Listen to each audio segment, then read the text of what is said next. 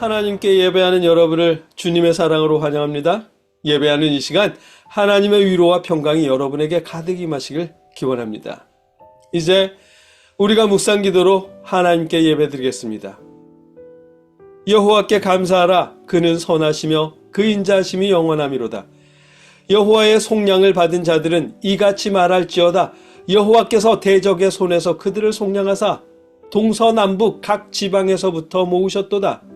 그들이 광야 사막길에서 방황하며 거주할 성읍을 찾지 못하고 줄이고 목이 말라 그들의 영혼이 그들 안에서 피곤하였도다.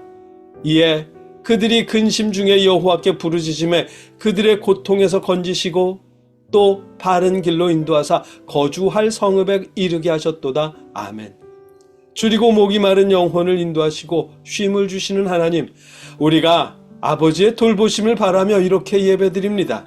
예배하는 이 시간 아버지의 돌보심을 느끼며 평안을 얻을 수 있도록 아버지의 크신 은혜로 함께하여 주시옵소서. 예수님의 이름으로 기도드립니다. 아멘. 찬송하겠습니다. 우리가 부를 찬송은 찬송가 455장 주님의 마음을 본받는 자입니다.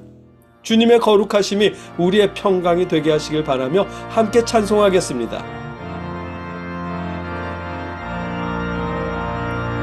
주님의 마음을 본받는 자, 그 마음의 평강이 찾아오는 험악한 세상을 이길 힘이 하늘로부터 임함이로다.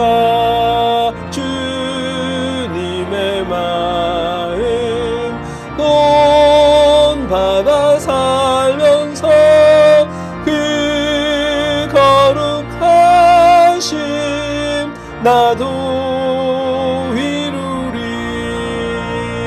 주 모습 내 눈에 안 보이며 그 음성 내 귀에 안 들려도 내 영혼 날마다 주를 만나 신령한 말씀 늘 배우도다. 주님의 마음 본받아 살면서 그 거룩하심 나도 이루리. 가는 길 거칠고 험하여도 내 맘에 불평이 없어짐은 십자가 고난을 이겨내신 주님의 마음 본받음이라. 주님의 마음 본받아 살면서 그 거룩하심 나도 이루리. 주 예수 세상에 다시 오실 그날은 무성도 변화하여 주님의 빛나는 그 형상을 다 함께 보며 주 찬양하리. 주님의 마음 본받아 살면서 그 거룩하심 나도 이루리. 주님의 마음을 본받을 때 그 마음에 평안이 찾아온답니다. 험악한 세상을 이길 힘이 하늘로부터 임하기 때문이랍니다. 그런 놀라운 역사하심이 여러분에게 가득 임하시길 기원합니다. 이 시간 주님의 평안을 전하는 마음으로 연약한 이웃들과 형제자매와 부모님, 개척교회와 선교사님들을 통해 하나님께 예물을 드리길 바랍니다. 우리가 그렇게 드린 예물을 놓고 함께 봉헌 기도하겠습니다. 누구든지 너희가 그리스도에게 속한 자라 하여 물 한 그릇이라도 주면 내가 진실로 너희에게 이르노니 그가 결코 상을 잃지 않으리라. 아멘. 사랑의 하나님, 우리 마음에 살아갈 힘을 더하여 주시옵소서. 뜻하는 바대로 풀리지 않더라도 기대한 대로 이루어지지 않는 때가 있더라도 우리를 대속하신 주님 안에서 평안하게 하시옵소서. 그 평안을 우리가 작은 예물로 이웃들에게 전하게 하시옵시고 그렇게 전한 예물을 하나님 받아주시옵소서. 더 많은 것으로 풍성하게 나눌 수 있도록 역사하여 주시옵소서. 예수님의 이름으로 기도드립니다. 아멘. 계속해서 우리와 이웃들을 위해, 나라를 위해 함께 기도하겠습니다. 여러분의 자리에서 여러분의 목소리로 각자 기도하시고 신앙 고백으로 함께 기도를 마치겠습니다. 함께 기도하겠습니다. 사랑의 아버지 하나님, 우리가 아버지 앞에 목소리를 높여 기도합니다.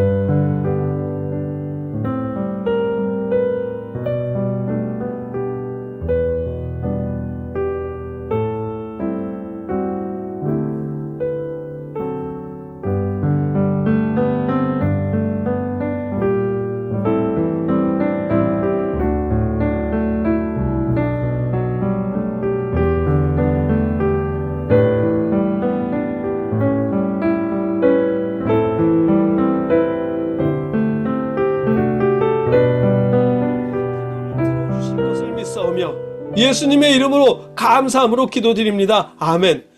나는 전능하신 아버지 하나님 천지의 창조주를 믿습니다. 나는 그의 유일하신 아들 우리 주 예수 그리스도를 믿습니다.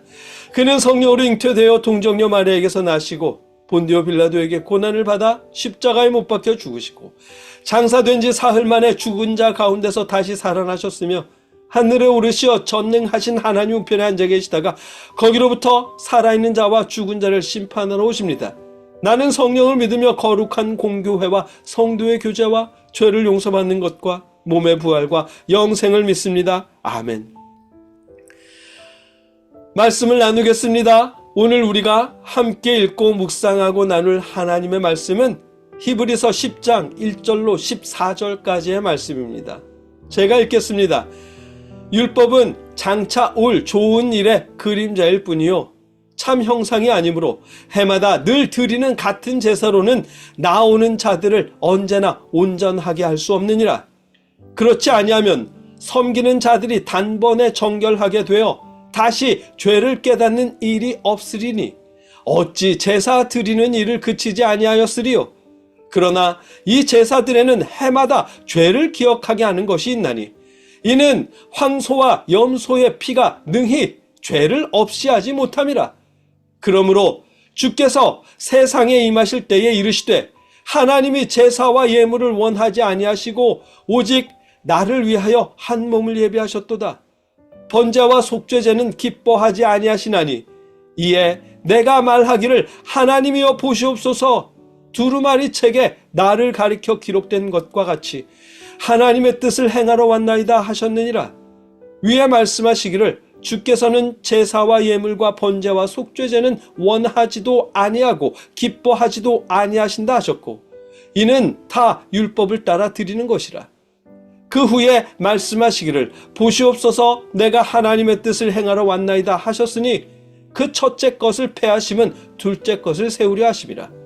이 뜻을 따라 예수 그리스도의 몸을 단번에 들이심으로 말미암아 우리가 거룩함을 얻었노라. 제사장마다 매일 서서 섬기며 자주 같은 제사를 드리되 이 제사는 언제나 죄를 없게 하지 못하거니와 오직 그리스도는 죄를 위하여 한 영원한 제사를 드리시고 하나님 우편에 앉으사 그 후에 자기 원수들을 자기 발등상이 되게 하실 때까지 기다리시더니 그가 거룩하게 된 자들을 한 번의 제사로 영원히 온전하게 하셨느니라. 아멘. 지난 주일 밤에 이런 일이 있었습니다. 제가 주일 밤에 꿈을 꿨는데 저희 집에 친구가 찾아왔더라고요. 꿈에서요. 근데 이 친구가 제 아내에게 뭐라 하는 거죠. 아, 김치찌개 지겨우니까 다른 반찬 좀 해요 라면서요. 그래서 제가 야, 그냥 먹어 정도로만 말하고 끝났는데 갑자기 장면이 바뀌었습니다. 꿈이니까 그렇게 됐겠죠. 제가 그 친구를 막 욕하고 있는 거죠. 그 친구 없을 때요. 제 옆에 있던 다른 친구가 그만해 라면서 말리는데도 저는 계속해서 그 친구를 욕했습니다. 그러다가 장면이 또 바뀌었는데 제가 욕하던 그 친구 앞에 제가 서 있는 거죠. 속으로는 내가 욕하는 소리 들었으면 어떡하지? 라고 걱정하면서도 겉으로는 활짝 웃으며 너 어떻게 돼가? 외국에 나간다면서 준비는 잘 돼가? 라면서 웃음이 만연한 얼굴로 그 친구에게 말하고 있더라고요. 그 순간 꿈속에서조차 나도 앞뒤가 완전히 다른 망령된 자였구나 라는 깨달음을 얻었습니다. 깜짝 놀라서 눈을 떴고요. 그때가 새벽 3시 20분이었는데 눈을 뜨고 나서 하나님께서 이런 식으로 나의 망령됨을 깨닫게 하시는구나 생각하면서 누운 상태로 기도했습니다. 저의 망령됨을 회개했고 망령된 저를 목사로 살아가게 하심에 감사드렸습니다. 지난주 말씀에서 그랬었잖아요.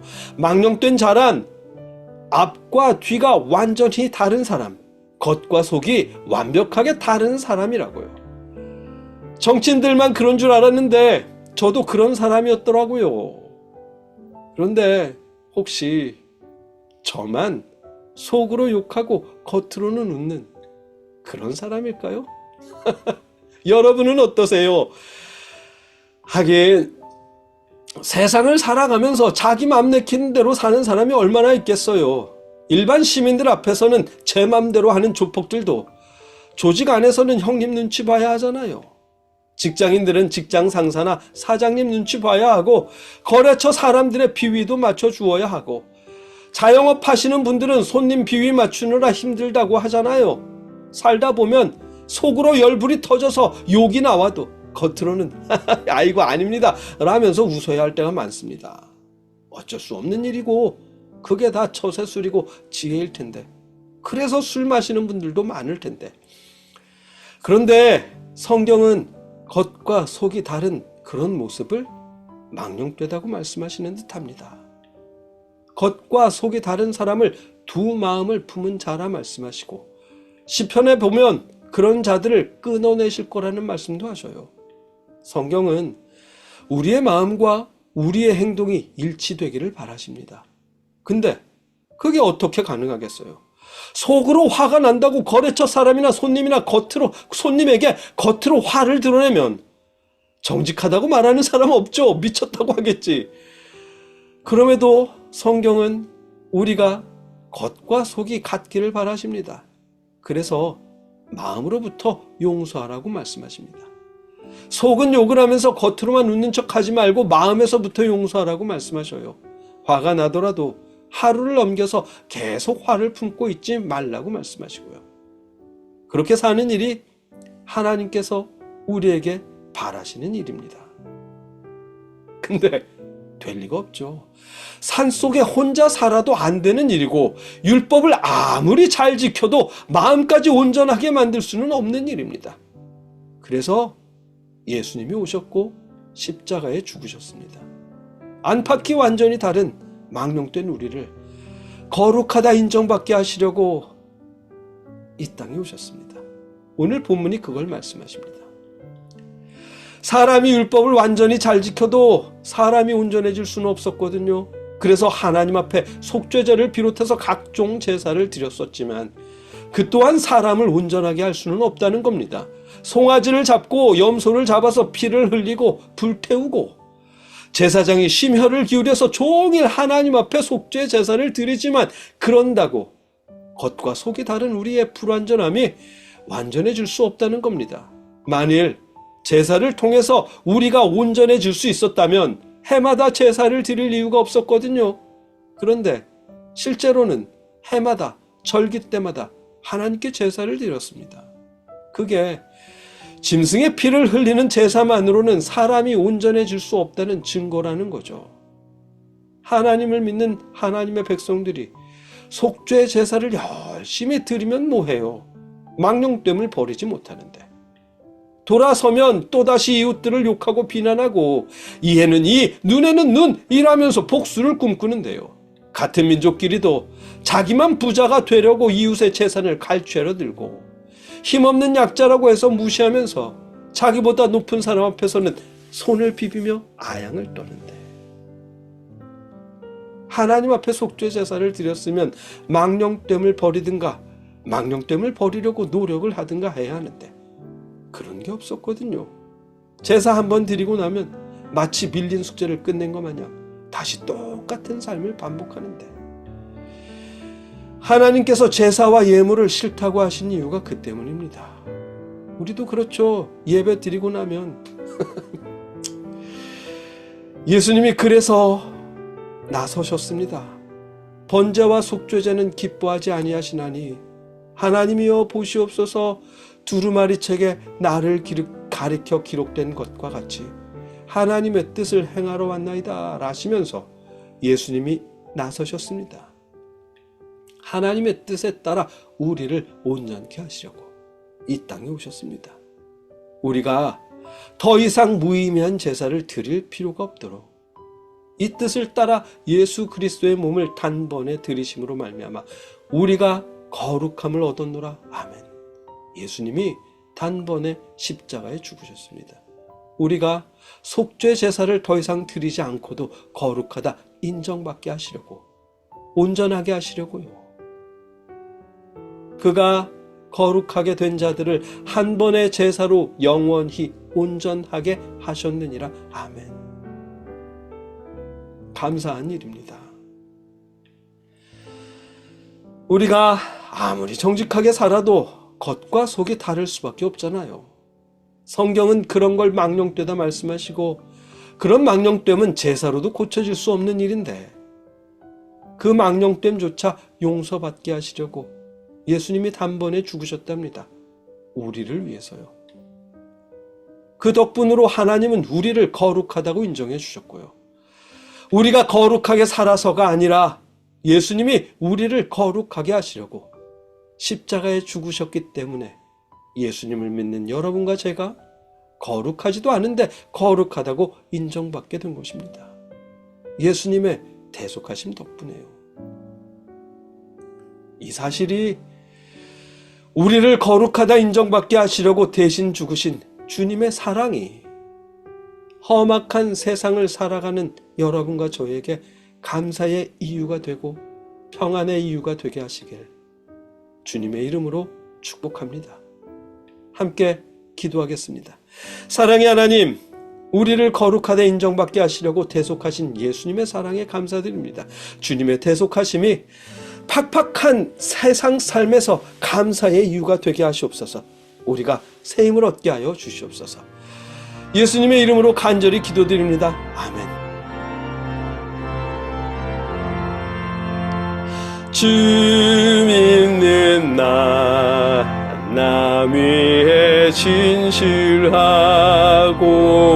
날 보는 자 위에서 정결코 담대하여 이 세상 환난 중에 나 용감히 늘 승리하리라. 나 용감히 늘 승리하리라. 이제는 우리를 위해 십자가에 죽으신 예수 그리스도의 크신 은혜와 우리를 구원하시기 위해 독생자를 보내주신 아버지 하나님의 무한하신 사랑하심과 우리에게 믿음을 주시는 성령님의 역사심이 하나님께 예배하는 모든 자들과 늘 함께 하시기를 주님의 이름으로 간절히 축원하옵나이다. 아멘.